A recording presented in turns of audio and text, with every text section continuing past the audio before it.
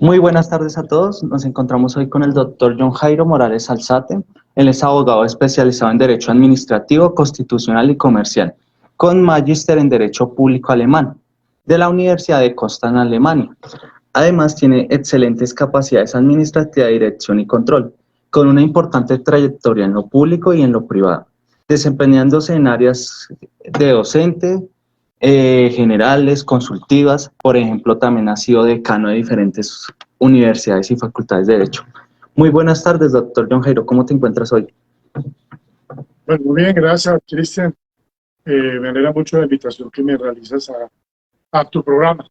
Ha sido muy interesante ver cómo la juventud libertadora, porque tú eres egresado como abogado de la Universidad Libertadora, fui decano, y la verdad, pues, ver cómo las comunicaciones hoy en día son tan importantes hoy por hoy, no solamente los ves en Bogotá, sino también desde, si no me equivoco, hay invitación de Berlín y Medellín, veo también gente de Bucaramanga, gente de Cali, de Neiva. La verdad que eso pues me entusiasma bastante. De Barranca de Upía, ahí veo unos estudiantes de la SAP también de Villao. Sí, señor. Bueno, vamos a hablar del tema del derecho a la protesta, que hemos visto que es el boom de ahora, el tema primordial, el que más se debate, el que más se charla en estos días por lo que ha sucedido en Colombia. Y no solo en Colombia, también en el continente, como el tema de Chile. Bueno, doctor, ¿qué se entiende por el derecho a la protesta? Bueno, vamos a indicar que la protesta social o derecho de manifestación es un elemento especial para la existencia y consolidación de las sociedades democráticas. Y se encuentra pues protegida pues por una constelación de derechos y libertades en el sistema jurídico, no solamente nacional, sino también en el sistema internacional, que para nuestro caso es el sistema americano OEA, que es el sistema interamericano, donde se garantiza tanto en la Declaración Americana de Derechos y Obligaciones del Hombre, como en la Convención Americana de Derechos Humanos. Hay que entender que el artículo 37 superior establece este derecho, esta libertad, ¿Está viendo? no solamente de manifestación, sino de protesta. Y en efecto, estos derechos los vamos a encontrar relacionados también con la libertad de expresión, la reunión pacífica y asociación, y que se garantiza pues las diferentes formas individuales y colectivas, porque la protesta, ese derecho de manifestación también es individual y colectivo, de expresar públicamente pues opiniones, disensos, demandar el cumplimiento de ciertos derechos, llámese sociales, culturales, ambientales, y de una manera también afirmar ciertos grupos que se consolidan en la actual democracia. Hay que entender que la protesta pues también juega un papel central en la defensa de la democracia y los derechos humanos. Pero entonces aquí es donde viene a jugar un papel importante este concepto que nosotros tenemos en el artículo primero, cuando dice Colombia es una república unitaria manifestada bajo un Estado de Derecho, un Estado social, un Estado democrático, donde nosotros vamos a mirar esas consignas fundamentales de cada uno de los núcleos fundamentales de este concepto de Estado. Por un lado, el Estado social, viendo la manera de cómo la dignidad humana, ese concepto del ser humano es el fundamental, que de una manera u otra se trae a la Constitución del 91. El Estado de Derecho, mirado en tres conceptos que para nuestro caso son fundamentales: la legalidad, la constitucionalidad y la convencionalidad, que es importante para después estudiar el caso del Sistema Interamericano de Derechos Humanos. Y para nuestro efecto, el concepto básico nuclear de lo que es la democracia, vista de los principios fundamentales y sine qua non. Y ahí van con la corporativa I, que es el principio de pluralidad y el de participación, que de una manera u otra la pluralidad implicaría la diferencia entre dos o más pensamientos, no uno, porque eso no sería pluralidad. Y el fenómeno de la participación, porque puede haber participación, pero no puede haber pluralidad. Y entonces, para mí, desde el punto de vista del derecho constitucional, bien los núcleos fundamentales, debe darse esos dos conceptos, de lo contrario, no habría democracia. Sería una democracia imperfecta. Entonces, a lo que se ve aquí es que, si bien es cierto, dentro de un Estado como el nuestro, existen esos derechos de protesta y relacionados, debe darse en virtud de qué? De la reivindicación de ciertos conceptos, pero dentro de un sistema jurídico que deje claro cuál es la operabilidad del derecho y el ejercicio del mismo. Bastante interesante lo que planteas. Yo sé que tú eres experto en temas de derecho también internacional, porque tu especialidad también es el derecho alemán, ¿no? ¿Internacionalmente el derecho a protesta es diferente o es muy parecido al de Colombia? O sea, ¿qué ha hecho Pues, las instancias internacionales? bueno, dentro de las instancias internacionales nosotros observamos que nosotros hacemos parte del sistema OEA, del Sistema Americano de Protección de Derechos. El Sistema Americano de Protección de Derechos Humanos ya ha dado diferentes conceptos e incluso ya la Corte Interamericana ya ha dado fallos frente al tema de la manifestación y la protesta, donde la misma convención, los mismos aportes que ha dado la comisión, ha señalado que el ejercicio de este derecho va a involucrar otros que ya hemos mencionado.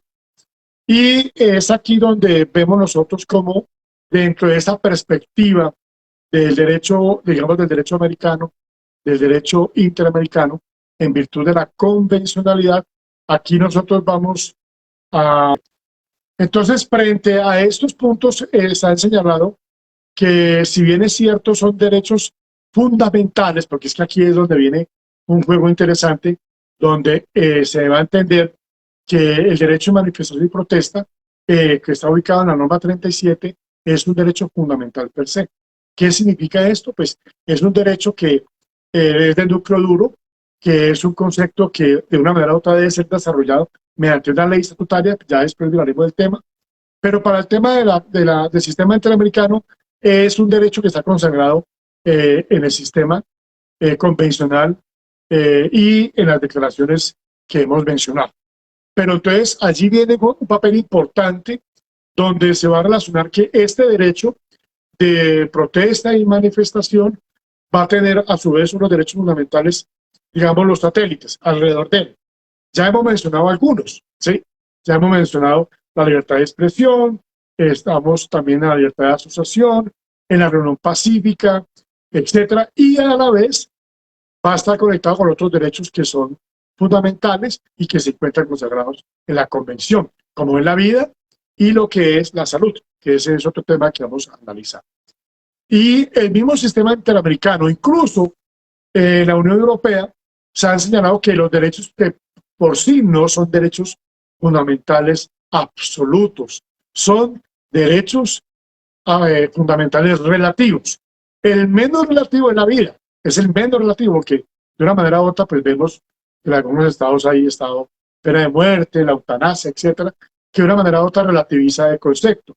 Entonces, frente a la operabilidad del derecho, el ejercicio del derecho, vamos a decir que es un derecho relativo y de esta manera también lo ha expresado el sistema interamericano de derechos humanos. Acá entonces vemos como la misma convención y las mismas autoridades de convención, como en la comisión de la Corte, van a indicar que ese tipo de derechos van a estar pues relativizados por el sistema jurídico nacional, pero teniendo en cuenta la convención.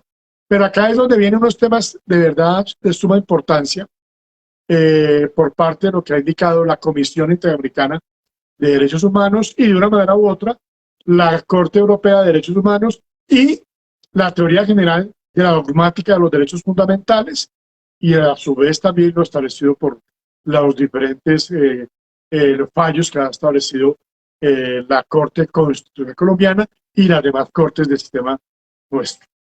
Y entonces acá se establece también que las restricciones que vamos a tener nosotros frente a los derechos, de acuerdo a la Convención, van a ser frente a lo que es la protección de la seguridad nacional, uno.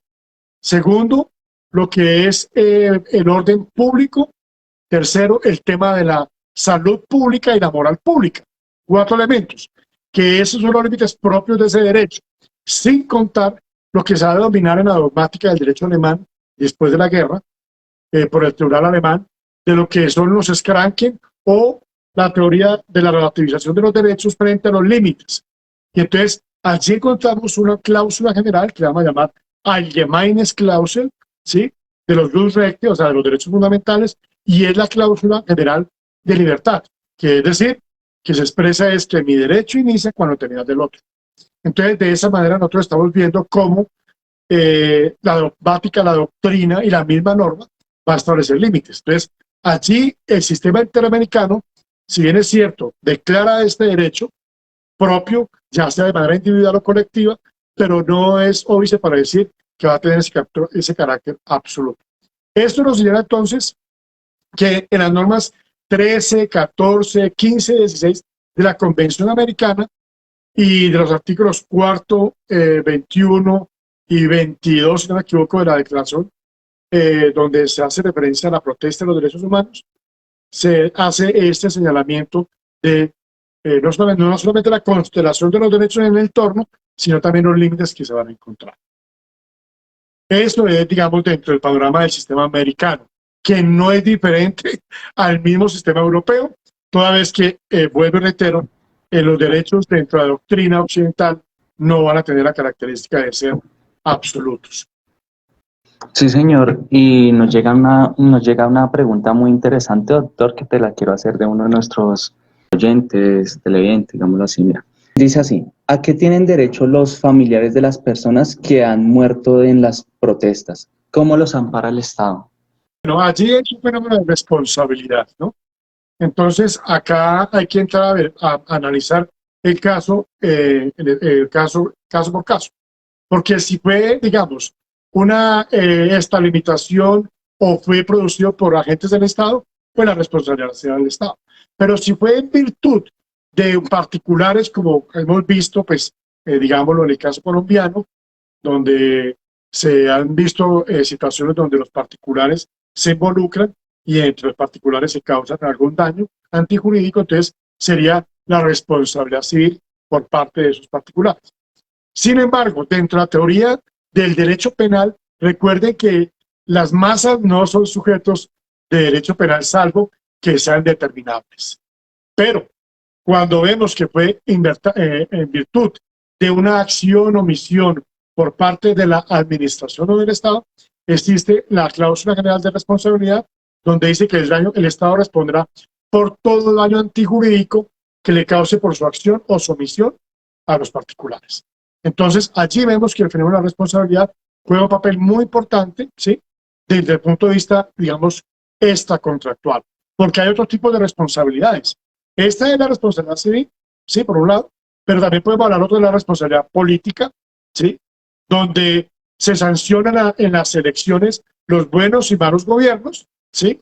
Lo otro es también que aquí podemos encontrar también responsabilidad fiscal, cuando, digamos, se hacen uso de sedes del Estado para abusar o extralimitar sus funciones, y aquí se daría el fenómeno del peculado. Pero bueno, en sí, las responsabilidades también acá, cuando se puede individualizar, pues recaerían contra el sujeto que ha cometido la acción o la omisión.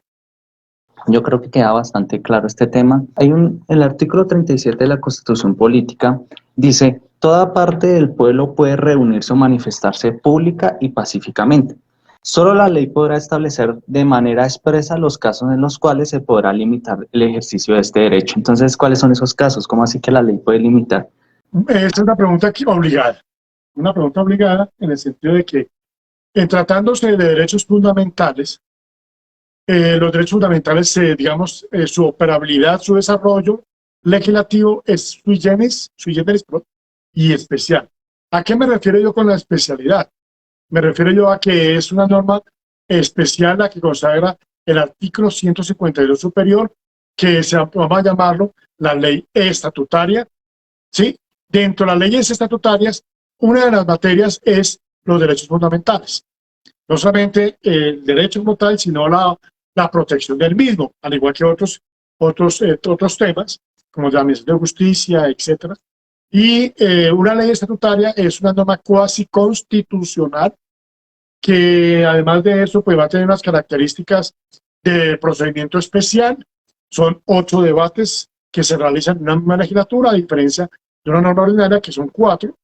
Tiene mayoría cualificada para su aprobación. tiene un control previo de constitucionalidad por parte de la Corte y una posterior sanción. Entonces, esa es, digamos, una especie de derecho reforzado, con garantía reforzada y con un plus en su operabilidad y en un plus frente a su trámite. Es decir, los derechos fundamentales de este caso, que se consagran de acuerdo a la norma 37 de manifestación y protesta, al igual que las otras, a los otros dos derechos que están conexos o son satélites a este, tienen esa protección especial de ser, digamos, creada o modificada mediante una norma de carácter estatutaria, como lo que establece la norma 152 superior.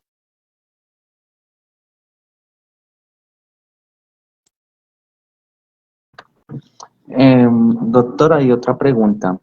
¿Hay alguna ley o alguna como jurisdicción en la cual el gobierno, en caso de que haya un desorden, como un estado de excepción, pueda limitar las redes sociales? ¿O lo pueden hacer? Bueno, vamos a partir de la base que ahí está la ley de estado de excepción. En la ley de estado de excepción se establecen cuáles son las facultades que tiene un gobierno en el momento de declarar una conmoción interior, llámese perturbar el orden público, del orden nacional o subnacional, parcial, total, o por una emergencia económica, o en caso de una guerra exterior, que serían las normas del 2.10.11 superior. Y los límites que encontramos son que no se pueden suspender en ningún momento los derechos fundamentales. Puede existir que en la operabilidad de ciertos derechos, digamos, frente a los medios de comunicación, pueda entrar de una manera u otra por razones de seguridad nacional, que son las razones que establece la Convención, el orden público, la moral y el orden, el tema de la salud, ¿sí? Esos serían, digamos, unos parámetros para que la administración o el Estado entre a dirimir cuando establezcan los estados de anormalidad.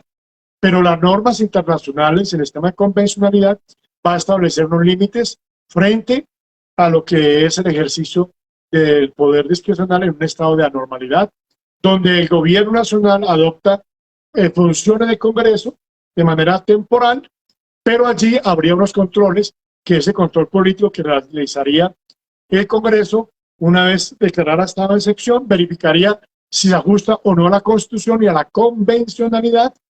La convencionalidad es entender todos los parámetros y pautas dadas por el sistema interamericano y a su vez entender que hay un control también jurídico que realiza la Corte, que de ser así, de no darse por parte del Ejecutivo, de enviar los decretos, ya sea al Congreso o a la Corte, ellas las aprenden de oficio.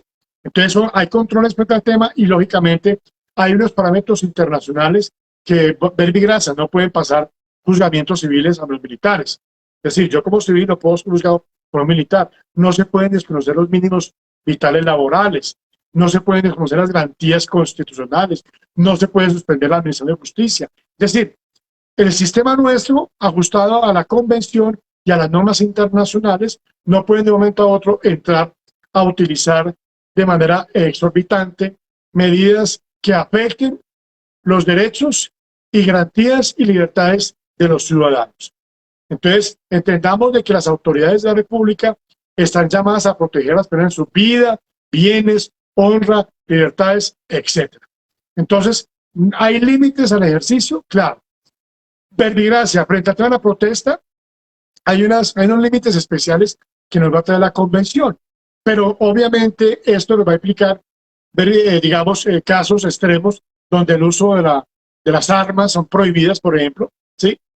Vean ustedes el caso colombiano donde la Corte Suprema estableció unos protocolos para el manejo del orden público, que de una manera u otra el gobierno pues los ha asimilado, pero entonces hemos observado de que ya el caso colombiano, como vamos a analizarlo posteriormente, ha tenido unos casos sui generis.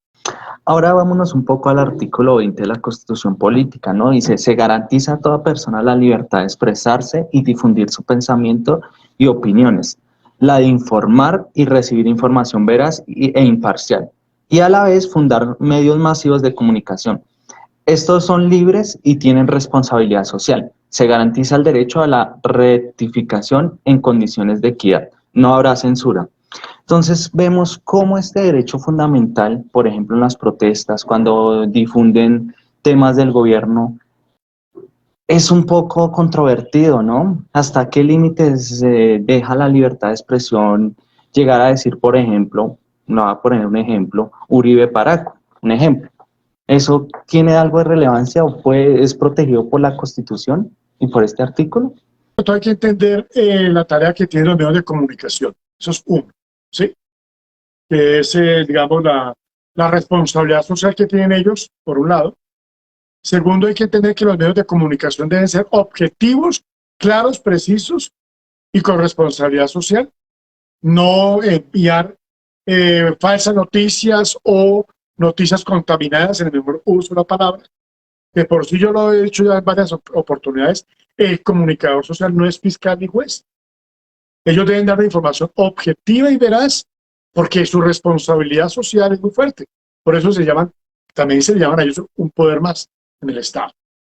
Entonces, frente a los medios de comunicación, ese es un punto de vista de que la misma norma superior establece restricciones y límites a los medios de comunicación cuando afectan ciertos derechos. Por eso se habla del derecho de rectificación.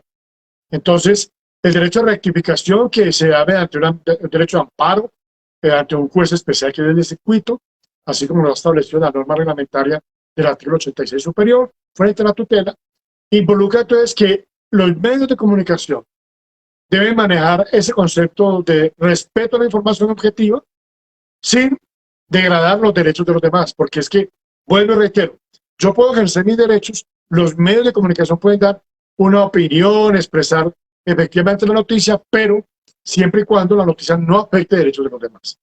Ya frente al caso que usted establece de manera individual, que las dice por los medios, el caso que usted plantea, o que Pedro es ladrón, o que María es prostituta, etcétera, lo que quieran decir frente a cierta persona, puede estar rayando de una manera u otra el ámbito penal.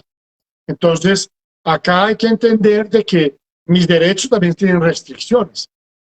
Hay que pensar que antes del derecho, yo tengo un deber y una obligación de, frente a los demás ciudadanos, frente a las demás personas. Entonces, aquí debemos de entender también de que el ejercicio del derecho se hace de manera responsable y de manera comprometida con digamos, con el concepto de armonía social, con el concepto de la paz, de acuerdo a los valores superiores que nos establece el preámbulo de nuestra Carta Fundamental.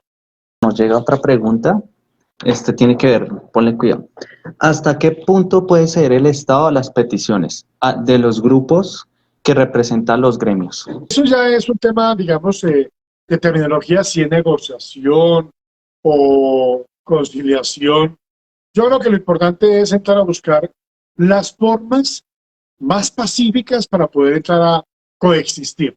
Acá es un tema muy importante que es la coexistencia. ¿A qué me refiero con la coexistencia? La coexistencia es entrar a mirar que dos derechos convivan. Eso es un punto importantísimo. Me dicen entonces de que, por un lado, ese derecho como tal, si bien es cierto, vamos nosotros a decir que van a compartir ciertas esferas. Es decir, ubíquese usted, digamos, una esfera, un derecho, acá otro, y aquí en el punto en común, ahí encontramos la coexistencia. Porque yo creo que eso es lo que se busca hoy por hoy. La manifestación pacífica y la marcha pacífica y la protesta pacífica buscan reivindicar derechos, y derechos fundamentales o económicos, lo que se quiera, pero dentro de un consenso de respeto. Y hay que entender, por un lado, también la sostenibilidad fiscal que pueda tener un Estado. Con todo el respeto, pueden marchar libremente respetando los derechos de los demás, la propiedad privada, los bienes fiscales, los bienes de uso público, sin afectar garantías y libertades de los demás. Si yo estoy de acuerdo o no estoy de acuerdo, es mi esfera privada.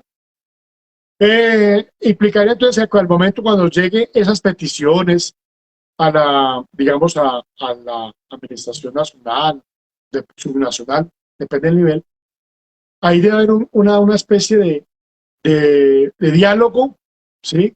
Un diálogo basado en el respeto, ¿sí? Con una legitimidad, pues, obviamente básica. ¿A qué me refiero con la legitimidad?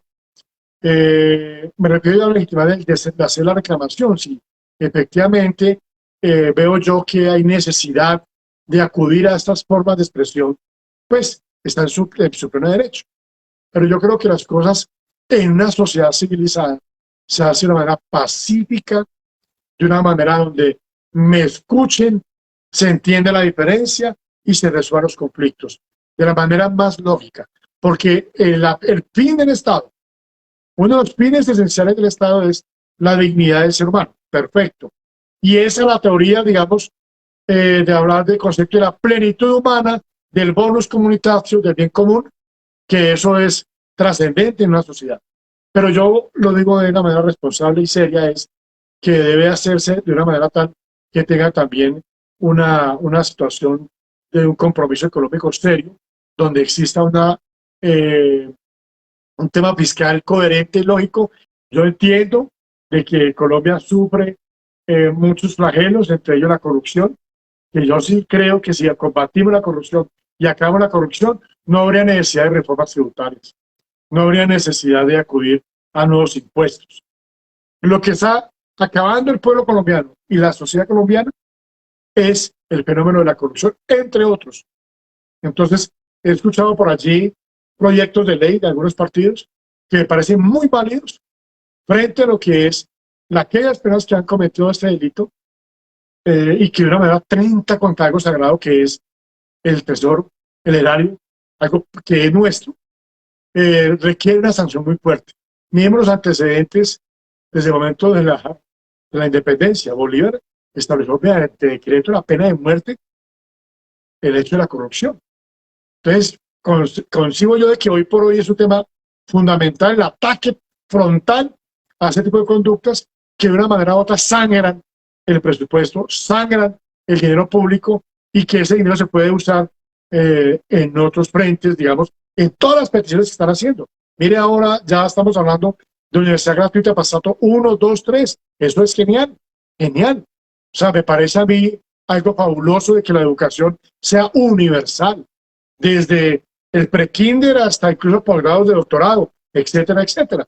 Pero para eso necesitamos un Estado responsable, donde sus servidores públicos, ya sean de elección popular o sean servidores en general, asuman con seriedad y delicadeza el manejo del presupuesto y que asuman con seriedad y realidad lo que vive el país, lo que vive la sociedad y lo que vive la comunidad.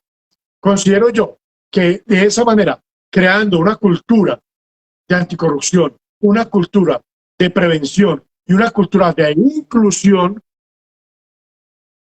cambiaría la visión de nuestra sociedad. Entonces, esa sería la respuesta que yo le daría a la persona que nos la formuló. Hay otra pregunta, doctor. ¿Por qué el Estado deja pasar tanto tiempo para tomar acciones de diálogo? Bueno, el tema es que nosotros estamos en un país donde pues tenemos muchos conflictos internos, no solamente frente a temas de orden público, interno o externo, ¿sí? Llamémoslo de esa manera general para no tener que entrar a singularizar o indicar casos especiales. Nosotros somos un país conflictivo, tenemos una sociedad conflictiva, tenemos enfrentado muchos intereses. Y la verdad, pues un periodo de 4 años es muy corto, la verdad, para un alcalde, un gobernador y para un presidente. Muy corto tiempo para resolver tantos problemas que tiene la sociedad colombiana. Y la verdad, considero yo de que la demora que se da frente a esa situación puede obedecer a muchos factores. Yo no quiero aquí escudarme en un gobierno, en el otro, pero yo creo que eso va también en los modelos que tenemos en Colombia. Deben ser más expeditos, deben ser más lógicos, más coherentes y más racionales. Debemos acercarnos más, claro, a las necesidades sociales. Y periódicamente estar nosotros haciendo un checklist de lo que son las necesidades del pueblo, o de las clases sociales, como quieran denominarlas. Y allí juega un papel importante el Congreso, las asambleas, los consejos, las CAL, que son de elección popular, donde efectivamente ellos deben ser los voceros de sus comunidades. Entonces ahí es donde viene el tema de la responsabilidad política que se tiene al momento de elegir a un congresista o a alguien de elección popular, un alcalde, un gobernador, un diputado, etc. Entonces, Yo creo que ese tema del diálogo, si bien es cierto, la comunidad también debe participar en los cabildos que hacen como mecanismo de participación ciudadana a nivel local, o en la rendición de cuentas que se hace a nivel nacional, departamental, municipal, porque también es así el lugar donde yo puedo expresar mis inconformismos. Y hay instrumentos constitucionales y legales donde yo puedo entrar a manifestar esa situación de inconformismo frente a la actuación de la administración y incluso al momento en que yo voy a votar, yo voto con responsabilidad. Entonces diría, hombre, este partido lo voy a sancionar o este partido lo voy a premiar. Ese es ese concepto que hemos de cambiar. No simplemente pensar de que todo es quien nos dé el Estado y que todo sea situaciones donde me lleven a mí a votar en interés de alguien por, no sé, por una dádiva. Eso va también en los ciudadanos. Esa es la cultura del ciudadano que hay que cambiar. Si queremos nosotros mejorar nuestra sociedad, debemos empezar por el mismo individuo, la sociedad, la familia y el Estado. Son 4 sujetos fundamentales que van a hacer que el Estado colombiano, la sociedad colombiana, esté efectivamente en aras de buscar ¿qué? Una mejor sociedad, una sociedad feliz. A la voz de John Finnish, con el concepto de la plenitud.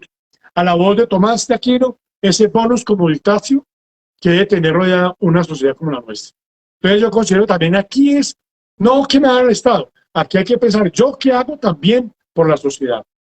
¿Yo qué hago también para mejorar? ¿Yo qué hago por mi familia para mejorar? Pensemos en que también yo soy un sujeto activo de la sociedad. No pensemos que todo es el Estado. Ese es el pensar que no podemos continuar nosotros, es decir, que el papá de Estado haga todo.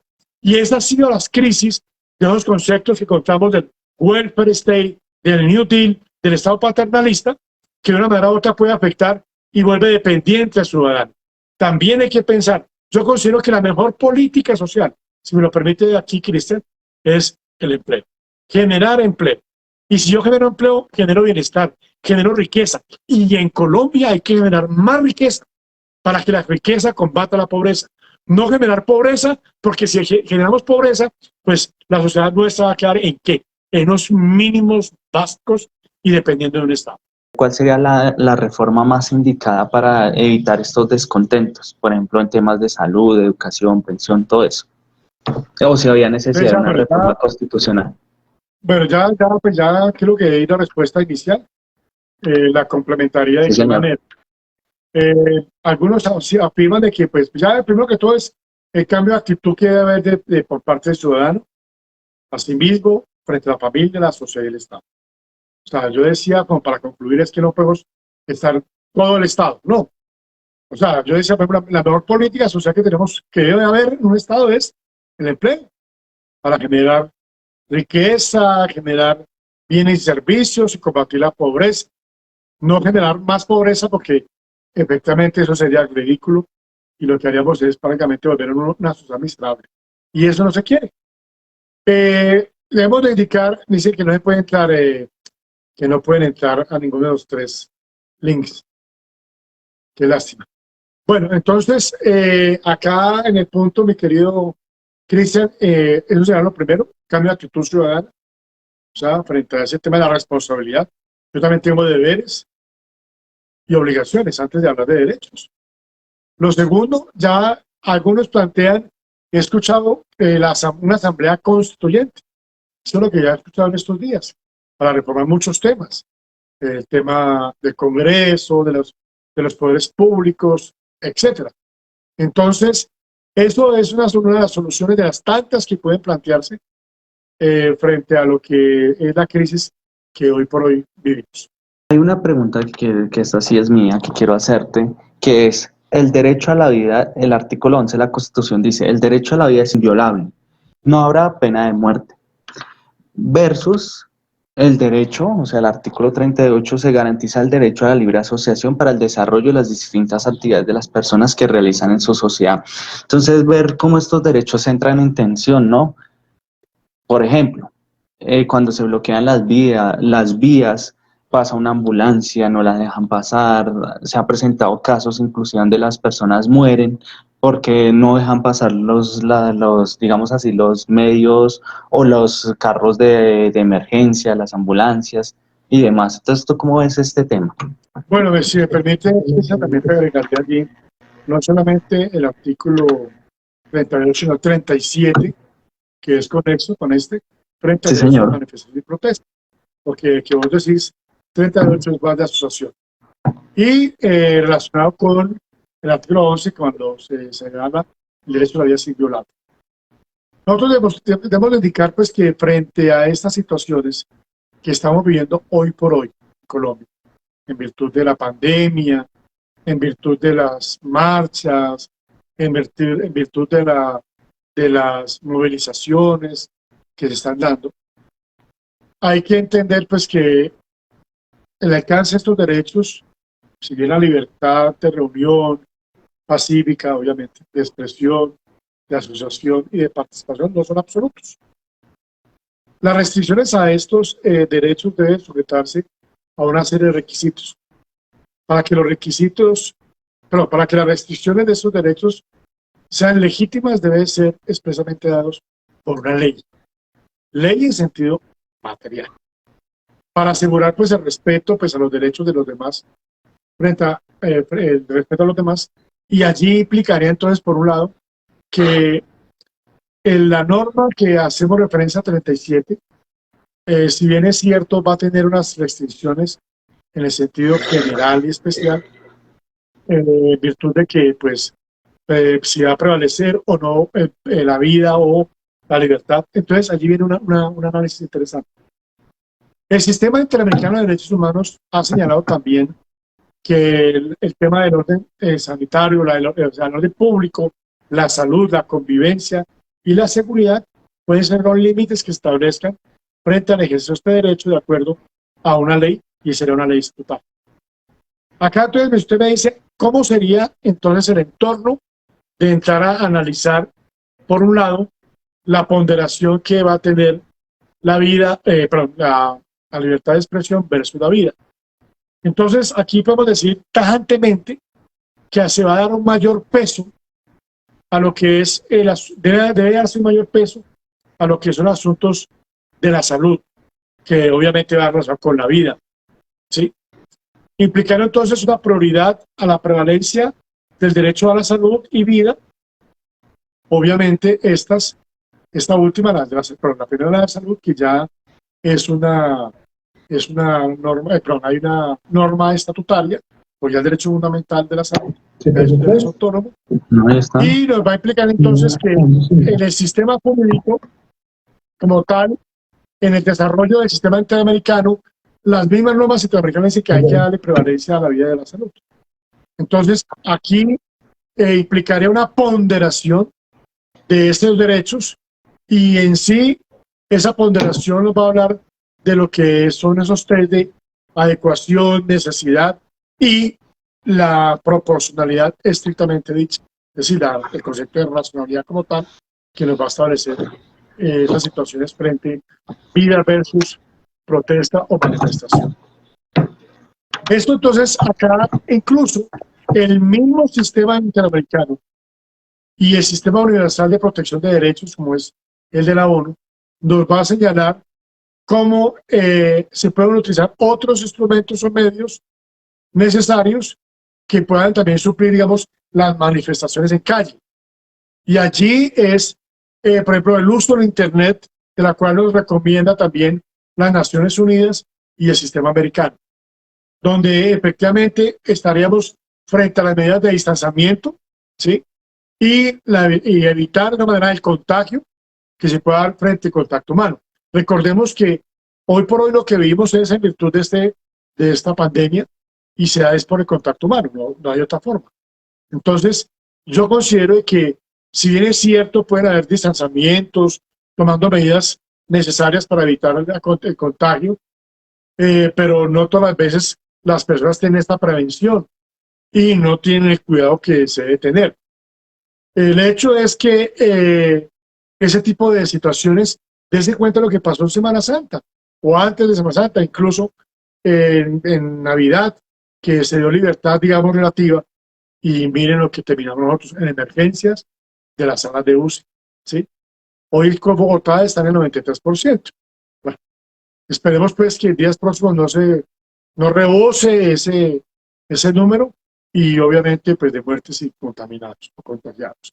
Entonces, de acuerdo al sistema interamericano y dentro de una lógica, dentro de una verdadera lógica y dependiendo de la perspectiva con que uno ve los derechos, en mi caso yo le daría prevalencia y preponderancia a lo que es la salud y la vida frente a un derecho de manifestación pacífica, ¿no?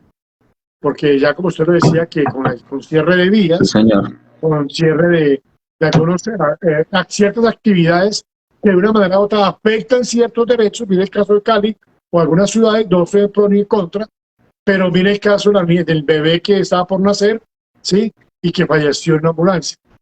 Yo creo que eso no es el objeto de una marcha ni una protesta, la afectación de los derechos, y aquí en este caso de un menor. Y recordemos que los derechos de los menores son derechos plus, como lo ordena y lo establece el artículo 44 superior. Entonces, ¿es la vida o es el derecho de protesta? No es entrar a mirar esos dilemas de vida o muerte. Aquí hay que prevalecer en la cultura de la vida. Aquí hay que prevalecer en los conceptos de coexistencia de sus derechos y los míos. Hacer corredores humanitarios, pues esas son prácticas que se utilizan, pero en últimas yo como ciudadano tengo el derecho de transitar libremente, salvo aquellas restricciones constitucionales o legales. Pero acá tomar las situaciones de vía de facto, ya de hecho, pues no me parece. Yo creo que debemos de evolucionar un poco más frente a la protesta, un poco más frente a la evolución del ejercicio de este derecho. En el mundo protestan, en París protestan, en Alemania protestan, en España protestan, ¿sí? Entonces yo considero que esto es un concepto importante frente a lo que es el ejercicio del derecho. Sí, señor, creo que es bastante claro el tema del versus derecho a la vida, derecho a la protesta. Bueno, doctor, hay otra pregunta que nos llega que es, ¿cómo debe actuar el gobierno dado el caso que no lleguen a un acuerdo y las protestas continúen? Bueno, esa es una pregunta bastante interesante. Esperemos que todo se dé mediante arreglos directos, ya sea el presidente de la República con sus ministros o utilizando externos para poder mediar y llegar a unas resultas positivas. Ese es el querer, el deseo. Y la verdad, si el caso tal de que no puede llegar a un acuerdo, yo creo que pues sí puede llegar a un acuerdo. O sea, es que estamos en un diálogo y yo creo que somos personas razonables y considero que pues de parte y parte deben buscar puntos en común y sacar adelante el asunto. ¿Qué pasaría si no se llega a un acuerdo? Pues considero yo de que implicaría que continuaran las marchas, las protestas, que de una manera u otra pues sean pacíficas y tranquilas y que en últimas pues el gobierno como tal mire que ya ha cedido frente a ciertas situaciones. Es increíble ver cómo ya de parte y parte ya se ve una flexibilización frente a las acciones. Y yo creo que eso es lo último que debemos de buscar y que coexistamos de una manera tal que tanto el Estado como los protestantes, los miembros de las protestas, busquen fórmulas de arreglo directo, ¿sí? O en compañía de externos para poder llegar a un buen entendimiento. Pero frente a situaciones que sean reales. Es decir, Belvira hace pedidas, escuchaba yo en días pasados que hacían una solicitud que valía 70 billones de pesos. O sea, esa prácticamente era la doble reforma de la que se estaba realizando. Y la otra es de tener conciencia frente a las realidades sociales y económicas del país. Entonces tenemos que ser coherentes frente a muchas cosas. Y yo creo que aquí las finanzas públicas juegan un papel importante para poder entrar a ver cómo esos derechos van a tener operabilidad, porque podemos tener otros derechos, pero el costo del Estado social es muy alto. Ese es el costo del Estado social. Vuelvo, reitero, como lo decía yo en mis clases de Derecho Constitucional, implica entonces tener una realidad, tener una coherencia entre lo que es la realidad y lo que es la norma. Entonces aquí hay que aterrizar un poco frente a las realidades sociales y a las realidades económicas de Colombia, de la sociedad colombiana, y debemos buscar caminos y puntos de coexistencia y evitar el conflicto. Yo creo que el conflicto no es lo más acorde para una sociedad como la nuestra, una sociedad que debe destacarse por la razón, por el entendimiento, el buen diálogo, más no la violencia, y factores externos que de una manera u otra afecten la vida social de Colombia. Creo que es bastante complejo el tema porque aquí vemos que como se ve es una tensión de derechos, una tensión de obligaciones. Entonces vemos parte del Estado, vemos parte de la sociedad inconforme. Entonces hay que buscar es eso, un diálogo, un consenso para que fortalezca las relaciones sociales. ¿Cuál sería el papel del Estado en estos casos en el cual se pone en peligro la vida de las personas o derechos fundamentales, como el caso del menor? ¿Cuál sería el papel y cómo debería afrontar el Estado esta situación? Por un lado, pues el instrumento legal, que es el uso legítimo de la fuerza. Situaciones como esas son lamentables. Entiendo yo de que la protección de las autoridades de la República frente a los ciudadanos y habitantes en general en su vida, bienes y libertades. ¿Qué debió haberse en este momento de la muerte del niño? Pues si había autoridades allí, pues facilitar, procurar, porque la ambulancia era pasado pues al otro lugar para su lugar final, que era un hospital o una clínica, pues para que la ciudadana diera luz y el bebé pues naciera sin ningún problema. Lamentablemente, pues la situación no se pudo dar porque acá la gente que se encontraba en ese momento pues no permitió el acceso a que la ambulancia pudiera circular libremente. La verdad, pues aquí no creo que no había autoridad pública, no había agentes, o no había fuerza pública, lo que me entendí. Pero en principio, tanto los que marchan, los que protestan, y el propio Estado y el ciudadano tiene un deber de solidaridad. ¿Cuál es la solidaridad frente al otro? Entonces acá no podemos nosotros justificar ninguna muerte, de nadie, ni de uno, ni de dos, ni de 20, ni de 1000. Nadie. Aquí, vuelvo y reitero, es la cultura de la vida. La prevalencia de los derechos en sí, como es el más fuerte como es de la vida, es el que debe prevalecer sobre cualquier otro derecho, en mi opinión. Obviamente habrá otros que dirán, no, prevalece una libertad frente a un derecho a la vida. Recordemos el preámbulo superior cuando nos señalan a nosotros como valor la vida. Dice, los valores superiores, entre ellos primero la vida, la libertad, la igualdad, todos los que nos menciona la norma superior, que se convierte ese valor en un derecho. Artículo 11. El derecho a la vida es inviolable. No existirá pena de muerte. Y la pena de muerte no es estar yo en una silla eléctrica o que me ejecuten con un fusil. No. La muerte puede llegar de diferentes formas. Entonces me parece muy triste, de verdad, que el concepto de la solidaridad no se esté dando entre los colombianos. Y además es un deber del Estado proteger a las personas en su vida, bienes y honras, etc. Y nosotros como ciudadanos tenemos también ese deber y ese principio de solidaridad, de respeto a los demás y de ayudar a aquellas personas que se encuentran en un estado de emergencia o de necesidad. Y esa solidaridad es la que tenemos que despertar en el pueblo colombiano. Somos solidarios para unas cosas, pero para otras no. No. Seamos compactos, seamos claros frente a lo que queremos como la sociedad. Yo creo que a ninguno de nosotros y a los que están aquí escuchando y viéndonos, no les gustaría que algún familiar muera en un momento de estos, en una marcha, una situación de estas. Creo que las marchas, vuelvo a reitero, en su legítimo derecho, el ejercicio de ese derecho, pero yo creo que también allí hay una mixtura entre los que protestan pacíficamente y algunos infiltrados, no todos, que de una manera u otra afecta el ejercicio de este derecho. Y a eso es lo que tenemos que prevenir. Y eso es lo que tenemos que evitar. Que afecten estos derechos, por un lado, o que afecten bienes públicos, privados, etc.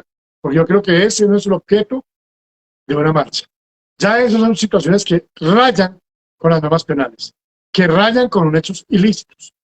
Y esas personas que cometen actos contrarios a la Constitución, ya sea agentes del Estado, o sean agentes de las bases o protestas, si cometen una infracción penal o una infracción que debe ser investigada por el Estado, pues que sea investigado y sea sancionado. La ley es para todo. Lex es lex. Aquí no puede haber una recarga de la ley para uno y para otro, no. Se aplica en igualdad de condiciones. Entonces, si la administración o un agente del Estado cometió un acto contrario a la Constitución y a la ley y raye con el Código Penal, al igual que alguien que esté en una marcha, en una protesta, pues aplíquenle el sistema penal colombiano. Porque aquí no podemos nosotros obviar el concepto de orden y autoridad. Acá recuerden que estamos sujetos a una constitución, a una ley, a unas normas internacionales que protegen la vida.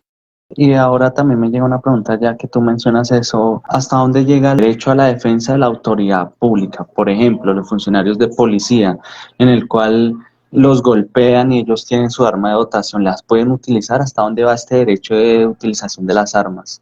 O es la defensa, ¿no? Bueno, De la autoridad. vale, muy bien. Vale, demos claridad por un lado de que el uso de las armas de fuego no son válidas en las marchas. Y en eso han sido claros los protocolos que se tienen dentro de la policía, el SMAT, incluso el sistema interamericano lo prohíbe, el uso de las armas, ¿sí? Tanto para uno como para otros. O sea, no puede haber violencia, es que uno usa un arma de violencia. Entonces, considero de que acá hay una limitante a ese ejercicio del poder represor del Estado, tanto como lo indica el sistema interamericano y como lo indican las normas nacionales. Entonces, aquí hay que entender que el recurso de la fuerza pública puede constituir un elemento importante para lo que es garantizar el derecho a la protesta y así proteger la integridad de quienes se encuentran allí. También representa una importante fuente de violaciones, pues, a los derechos, el uso de la fuerza. Y acá entonces el sistema interamericano de derechos humanos ha señalado que es un recurso último, limitado, cualificado y cuantificado, que pretende impedir un hecho de mayor gravedad, pues que provoca la reacción del Estado, ¿sí? Y dentro de este marco, pues se caracteriza porque el uso de la fuerza debe ser excepcional. Entonces aquí la Comisión de la Corte ha dicho que la fuerza que se va a utilizar por parte del Estado, la fuerza pública, debe sujetarse a 4 elementos, no, 3, perdón. Lo que es la legalidad, lo que es la absoluta necesidad y lo que se llama la proporcionalidad. Pues la legalidad va a implicar, de acuerdo como lo ha definido el sistema interamericano, es de acuerdo a los protocolos que se establezcan por parte del Estado frente a este tema. Y obviamente el uso de la fuerza debe estar dirigido a lograr un objetivo legítimo, debiendo existir un marco regulatorio que contemple la forma de actuación en dicha situación. Por eso se hace necesario la reglamentación de este derecho fundamental. Ya frente a la necesidad, acá es la posibilidad de recurrir a medidas de seguridad ofensivas y defensivas, estrictamente pues básicas, necesarias para el cumplimiento de las órdenes legítimas dadas por la autoridad pues competente ante los hechos violentos o delictivos que pongan en riesgo el derecho a la vida o a la integridad personal de cualquier habitante. De esta manera concreta, pues entendemos de que se deben utilizar los instrumentos menos lesivos para pues tutelar pues un lado la vida e integridad de la persona o situación que se pretende pues digamos allí darle protección. Por otro lado, aquí hay que entender que la proporcionalidad es la moderación en el actuar de las autoridades públicas, en este caso de las autoridades del orden, para tratar de minimizar los daños y lesiones que se puedan dar por su intervención y de una manera u otra garantizando de manera inmediata la asistencia a las personas afectadas, ¿sí? Y procurando pues informar pues a su entorno familiar, allegados, etcétera, etcétera. Entonces acá el tema de la proporcionalidad debe ser adecuado, necesario y obviamente pues el concepto como tal de la proporción. Entonces ese sería como para indicar que serían los conceptos internacionales frente al uso de la fuerza. Y hay que entender de que el uso de armas de fuego no son válidas en las marchas o en las protestas o en las manifestaciones. Lo contrario, si se usan, estaremos infringiendo normas convencionales. Que también no solo las armas de fuego, sino las de control de disturbios también han sido reguladas y que debe tener unos protocolos para la utilización de los mismos. Aquí el tema pues del uso de las armas de fuego es una medida extrema. Ojo, extrema. No deben utilizarse excepto en aquellas oportunidades en que las instituciones policiales no pueden reducir o detener con medios no letales a quienes amenazan la vida o la integridad. Entonces, mire que la regla general es no uso, pero hay una excepción. Acá es cuando está en peligro la integridad física o la vida. Ojo, pues que la Comisión Interamericana en eso ha sido muy claro frente a la obligación de protección y facilitar el ejercicio de este derecho. Y a su vez, la Corte y el Sistema Interamericano ya ha reiterado en de diferentes formas y maneras los principios generales del uso de la fuerza. Entonces, bueno, reitero, la necesidad, la adecuación y la proporcionalidad pues, para efectos de habilitar o no el uso de esta. Bastante interesante lo que mencionas sobre cuándo es la excepción que efectivamente lo puede utilizar. Es la última ratio, ¿no? Lo último, la última opción que deben utilizar. Doctor, ¿y qué pasa, por ejemplo, en el caso de la estudiante que colocó una imagen apoyando el paro? Sí, apoyando el paro, y un profesor la censuró. No sé si viste ese escándalo. ¿Es Sí, viable no, un profesor no, poder pues, hacer eso? bueno, pues es buena pregunta, ¿no? Porque es que Sí, ahí señor. están en juego los derechos. Sí, señor. La libertad de cátedra, ¿sí? Sí, señor. Y la autonomía que tiene el profesor frente al ejercicio de su actividad de profesor o maestro. Y la otra es frente a la libertad de expresión. Acá, ¿qué considero yo? De lo que conocí el caso del profesor y la estudiante. Pues la verdad, en principio, pues yo considero que hay otras formas también de llamar a la orden a un estudiante. Considero de que pues la medida tan extrema que tuvo la universidad pues muy fuerte. Sin embargo, allí en principio la clase era Derecho Civil, no están hablando del tema de la protesta ni nada por el estilo. Y en consideración de la libertad de cátedra, pues el profesor pues pudo haberle llamado la atención, decirle, mire, no es el momento más propicio, y en fin, ok. Pero me reitero, aquí hay un tema de coexistencia de derechos. Entonces ahora yo le hago una pregunta acá que es interesante saber el tema. En últimas, para mí esto fue una situación donde la libertad de expresión debe darse sin ninguna afectación. Creo que ahí no hubo ninguna afectación. Para mí no hubo afectación frente a la libertad de cátedra porque en ningún momento pues estaba opinando frente a la clase de Derecho Sucesiones. Creo que era la clase de Derecho Sucesiones. Pues simplemente expresó de manera pacífica y tranquila una frase pues frente a la marcha. El hecho de que el profesor no le haya gustado, pues eso ya es otra situación de gustos. Si a mí me sucediera lo mismo, pues yo lo dejo. Incluso yo hasta colocaría otra pancarta. Estoy de acuerdo, no estoy de acuerdo, como para hallar la contraria, pero ya es otra situación diferente. Pero bueno, ese es el ejercicio del derecho.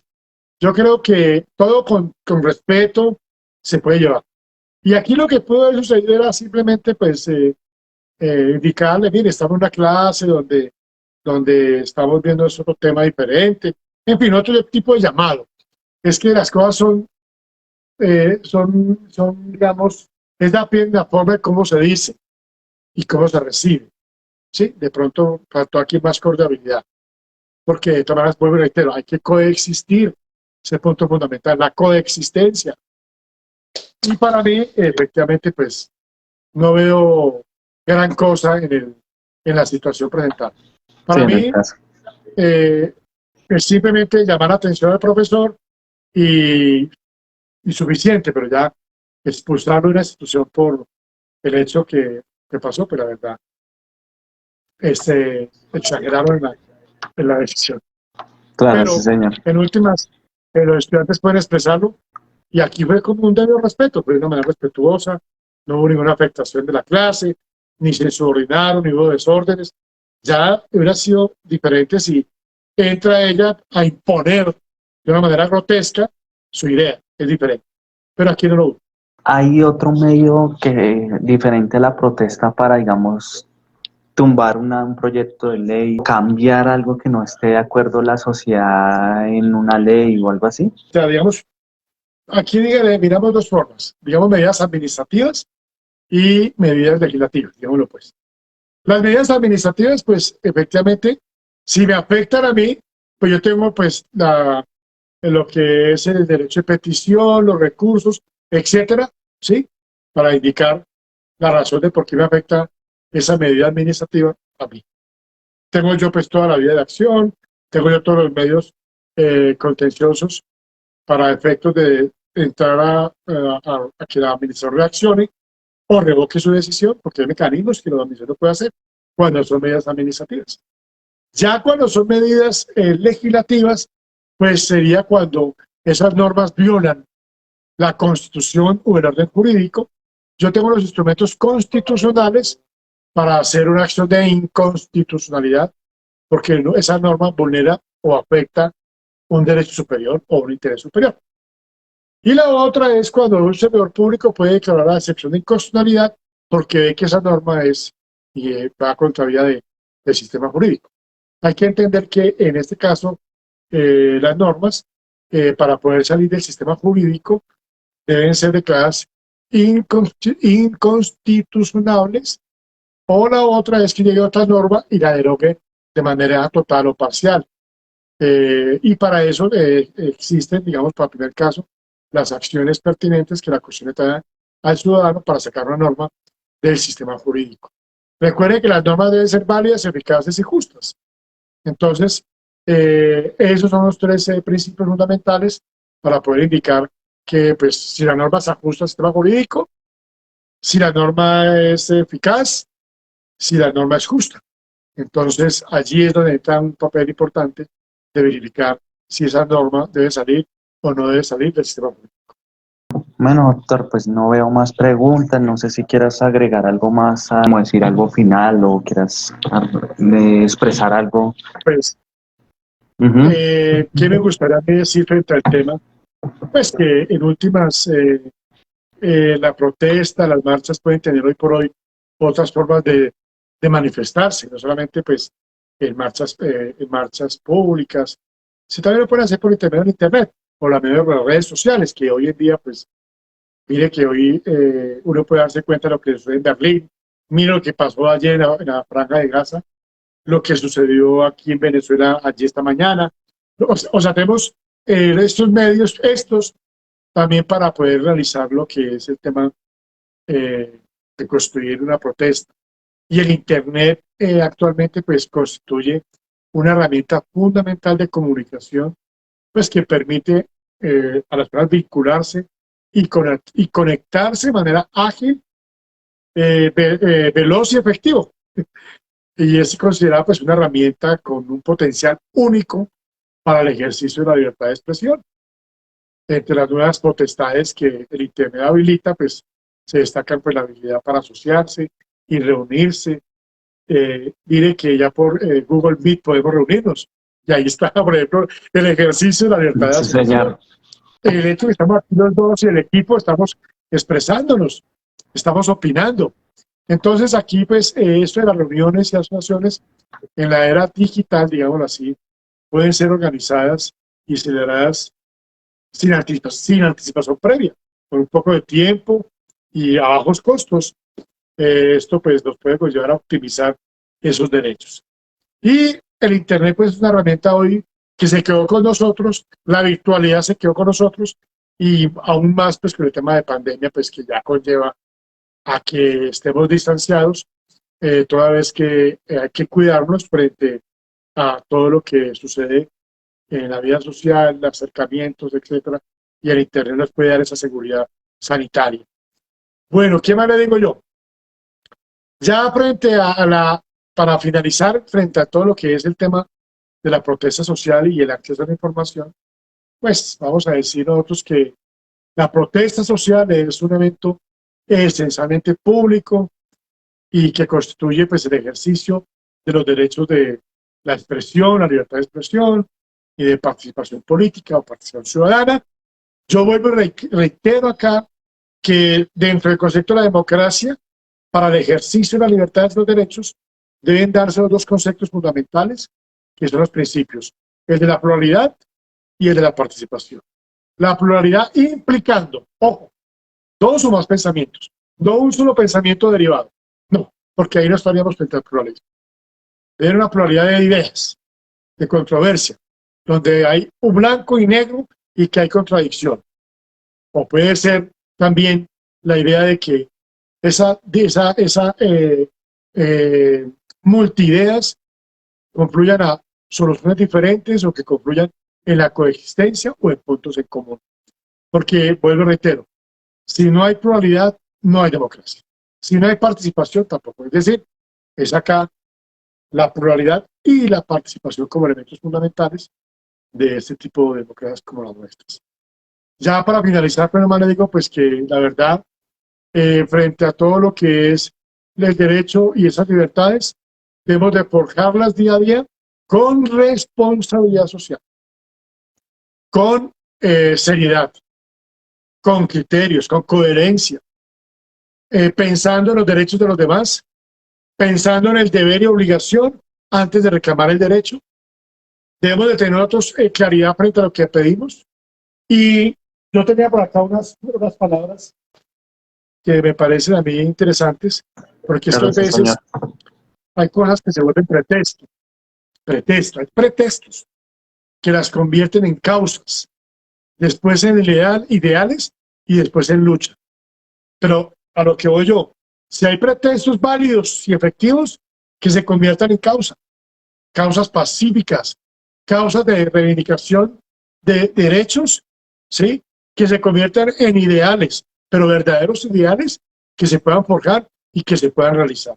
Y de esa manera forjar para que el Estado los incorpore en un sistema jurídico. Vean ustedes, por ejemplo, el derecho a la salud. Pasó de ser un derecho conexo y hoy por hoy es un derecho fundamental, autónomo. Y así hemos visto nosotros otros conceptos. Verbigracia, hablemos de un tema importante que es la consulta previa. La consulta previa ya ustedes lo ven consagrados en las normas. Ya es un derecho fundamental, tal como lo vemos nosotros en la protección que se hace por los diferentes tribunales. Y entonces, el reconocimiento de esos derechos es también reivindicaciones sociales que son mínimos fundamentales de los cuales ya el Estado no puede escapar.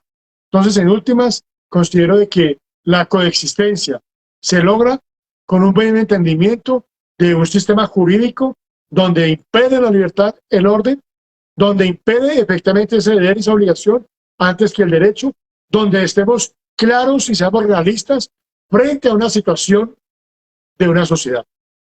Hay que entender que Colombia no es un país rico, que es un país que tiene problemas sociales, que tiene problemas económicos y que lamentablemente hay flagelos que opacan la imagen del país en el exterior. Uno de ellos es la corrupción. Me parece a mí que es un factor importante para combatir. Tengo por seguro que si combatimos la corrupción, ya no habría necesidad de hacer reformas tributarias. Ya con el simple hecho de que los servidores públicos o aquellos particulares investidores de tareas públicas actúen de acuerdo a la Constitución de la ley y de acuerdo a una ética, no a una cosmética la ética, que eso es lo que hemos fracasado. Y en últimas, si se va a hacer la postulación final de entrar a formatear al Estado, entonces que se haga un Estado, se haga un poder público, en lo ejecutivo, legislativo, judicial, control, etcétera, ajustados a unas verdaderas realidades y ajustados en verdad a un presupuesto que el Estado pueda sufragar, porque es un papel importante. Y otro punto ya para finalizar, que es importante, la garantía de libertades, el respeto a las libertades, a los derechos y efectivamente un país que debe generar más riqueza para combatir la pobreza y la miseria. Muchas gracias, Cristian. Muchas gracias, doctor. Palabras sabias, palabras directas, claras. Creo que es un postulado muy claro y que debemos seguir. En efecto, la corrupción es como el cáncer, el que corrompe nuestra sociedad. Y no solo lo vemos en las esferas del poder, sino en toda la sociedad en sí. Por ejemplo, uno se para en un semáforo y ve estudiantes colándose en Transmilenio. Entonces, todo eso es que hace que sea el reflejo, la corrupción del gobierno y del Estado, sea el reflejo de la sociedad. Entonces, muchas gracias, doctor, por esas palabras y feliz Igualmente, tarde. mil gracias a todos los espectadores por este maravilloso canal de Facebook Live.